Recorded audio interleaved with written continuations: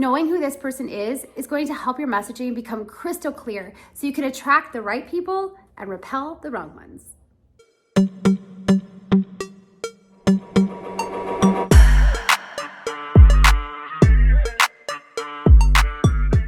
Do you ever feel like your business isn't attracting the right people?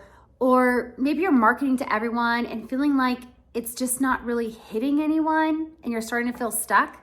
Today, I'm going to be helping you understand your ideal client avatar, your ICA, because knowing who this person is going to help your messaging become crystal clear so you can attract the right people and repel the wrong ones.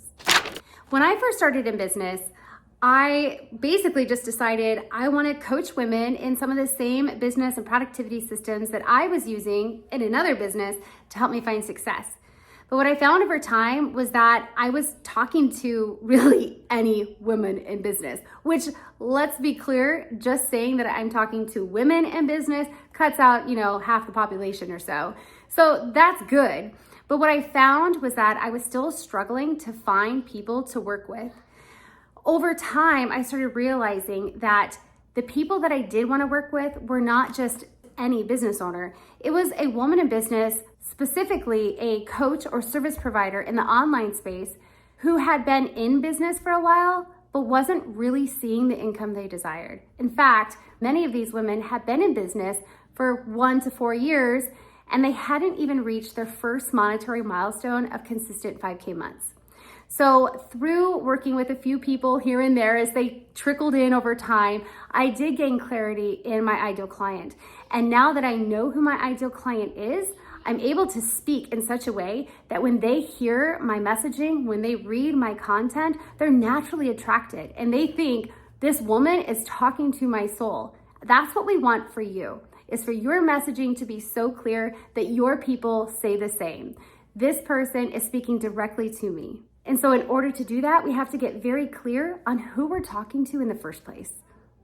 So what is an ideal client really? It is the person that you really, really want to work with, your dream client. They're the perfect fit for your offer because your offer or your program will give them the transformation or solve the problem that they're currently looking to solve right now. When you know who you're serving, your content and messaging becomes clear and sales become much easier, and I would say even more natural feeling than you thought they ever could. But here's the catch. If you're vague about your ideal client, you will attract the wrong people, and we don't want that. Back when I first started coaching, I was just putting out my very first offer, which looks completely different than it does now. But I was putting this out. I just got done with this incredible 5-day challenge. At least I thought it was incredible. Tons of people were there, but nobody sold. I didn't sell a single seat. What happened during that challenge is I had also given away a full ride scholarship to this program. So nobody purchased, and suddenly I found myself committed to working 3 months one-to-one with somebody who didn't pay. And as I found out, it was someone who was not my ideal client. And while that was a very, very hard season, a lot came from that. I learned how to coach people who maybe did not really want to be coached or wasn't ready to be coached. I learned a lot about asking good questions, and I learned a ton about ownership on both sides. And through that, I learned, okay, I know more about who my ideal client is, her characteristics, and who my ideal client isn't. My ideal client, she, yes, is a woman in business, and she's been somebody that's been around for a little while, or maybe just getting started out, but hasn't met that first milestone of consistent 5K months. But I also know that my ideal client is a go-getter. She asks questions, she's coachable, and she gets to work. She takes ownership of her actions.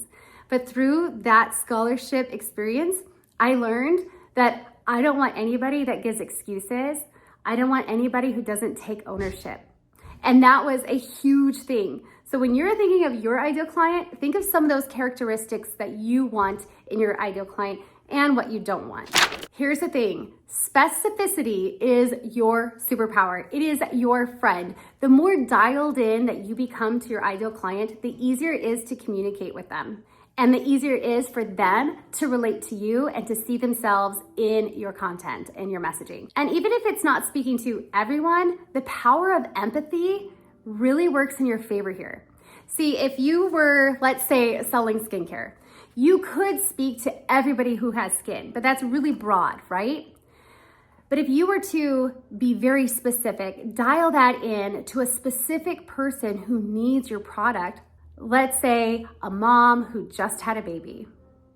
Suddenly, as you are talking to this person, it becomes much more clear the kind of examples and stories that you can share. You can talk about a really beautiful moisturizing eye cream that she can use after a long, hard night awake with her baby. She's got dark circles under her eyes. She's feeling really tired and is looking the part. And now your eye cream has come to save the day. Well, while you're speaking to her, guess what? The power of empathy allows you to speak to every mom in the planet that has had a baby in the house. Now, this woman who's reading your copy is going to say, whoa, I wish I had that ice. Whoa, I wish I had that ice. I keep saying ice cream. She's gonna say, whoa, I wish I had that eye cream when my kids were babies. But now I'm up late worrying about my kids and when they're gonna come home late, and I still have those dark circles under my eyes, so I might as well get the eye cream. So you see how the power of empathy can really work in your favor when you're dialed into your own ideal client.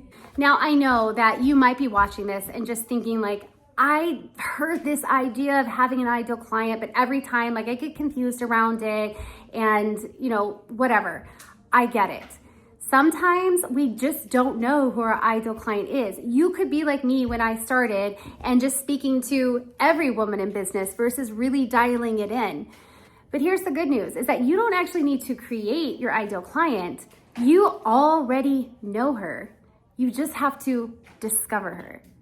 So as you're thinking about your ideal client and your offer, you need to be thinking, what about this offer really speaks to me? What part of it does? So think about those people that you connect with naturally, the people that you feel confident talking around or talking to. And think about your past experiences that you can bring to the table and how those experiences would relate to your ideal client. This is where your personal story, your gifts, and your experiences come together to help.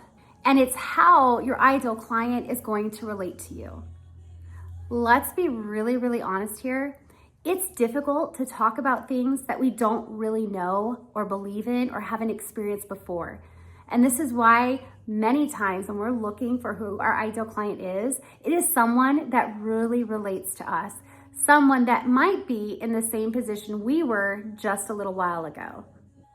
When we go back to my ideal client, part of the reason that I know I'm so connected to her is because I was her. There was a time period in my business where I really struggled. I felt like I was doing all of the things, all the right things. I was doing the things that the gurus were telling me to do, but I just wasn't seeing success. I wasn't seeing consistent success.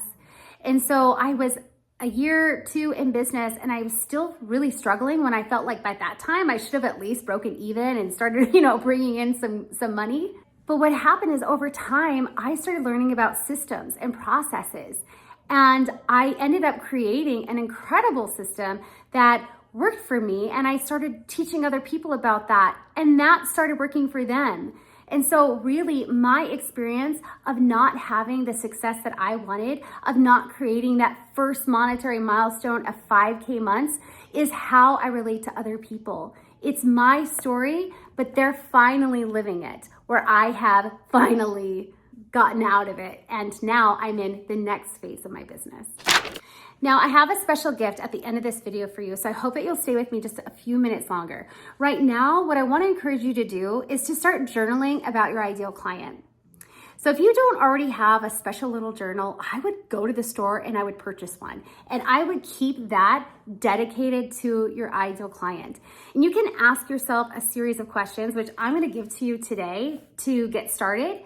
But then over time, I would make it a habit or a routine to plug into your schedule to spend time journaling as your ideal client, like you're in her shoes, and to your ideal client, like actually writing to her, thinking of different situations that she may come into on a given day and talking to her about how she might respond in that situation or how you would respond if you were in that situation as your ideal client. The goal for this is the more that you journal to and about your ideal client, the more connected you become to her. And then you get to pull things from that journal into your copy and your social media content. And it is amazing because now you have all this incredible material that directly speaks to her that she's going to relate with. That's when your messaging becomes magnetic and sales become more natural. All right, so here are some questions to start journaling with. I want you to go ahead. You can either just listen to all the questions and come back to the video, or you can literally just pause the video, jot down your answer to each one, and then resume the video, pause, Okay, so here's the first question. Who do you want to work with? Who? What are some of the characteristics about her? Get specific here. Who are you naturally drawn to right now? What kind of people are you currently interacting mostly with? Who do you feel confident that you can really help? Maybe you even have some experience helping this type of person now. What experience from your past or experiences from your past help you connect to this person? And what character traits, this kind of goes back to the first one, but what character traits do you want in your clients and what character traits do you not want is equally important. And think too, what is unique about her lifestyle? Is she married? Does she have kids? Is she self-employed? Does she work a 9 to 5? Does she work outside the home? Are there hobbies that she enjoys? What keeps her up at night? What is she really wanting in her life? And lastly, and I think this is a really good one, is can they afford you? And if they can, great. If they can't, why not? What are they currently spending their money on now? This is actually important to know whether they can or cannot afford you, because when you know what kind of things they're spending their money on, again, you get to relate to them in a deeper way because it tells you what sort of things they value. And so after you've had some time to really journal about these things, I want you to write a description of this person. When you're writing the description, imagine that you're telling a trusted friend, who is this person that you're working with? Just write a paragraph description telling your friend who this person is and the details about her. You will find that using it with this frame of telling a friend versus telling a coach or business owner will give you some more freedom around who she is and allow you to speak about her as more of a friend too. And then if you want some extra feedback and accountability, I invite you to my Facebook community where you can share your description in there and 1, get more eyes and feedback on it, but 2, maybe your ideal client is in my community and she's just waiting to hear that somebody is looking for her too. So there you have it, your first step to identifying who your ideal client avatar is. Remember, clarity works in your favor. Clarity attracts, confusion repels. And if you found this information to be helpful, go ahead, hit like, subscribe, and would you share this with another business friend who needs help with finding clarity in this area as well? And I told you that if you stick around to the end, I have a special little gift for you. So I have an ideal client worksheet that's gonna walk you through those questions that we just covered and help you to go a little bit deeper into who your ideal client is. It is phenomenal and it's a foundational step to really growing momentum in your business. And then I want you to join me back here next time because we're gonna take this even deeper and we're gonna talk about how your messaging to your ideal client directly goes with your offers and how to create your offers in such a way that she will look at that and she will hear it and she'll say, oh my goodness, this is what I've been looking for. That's what we want for you, right? Okay, we'll see you next time. Bye.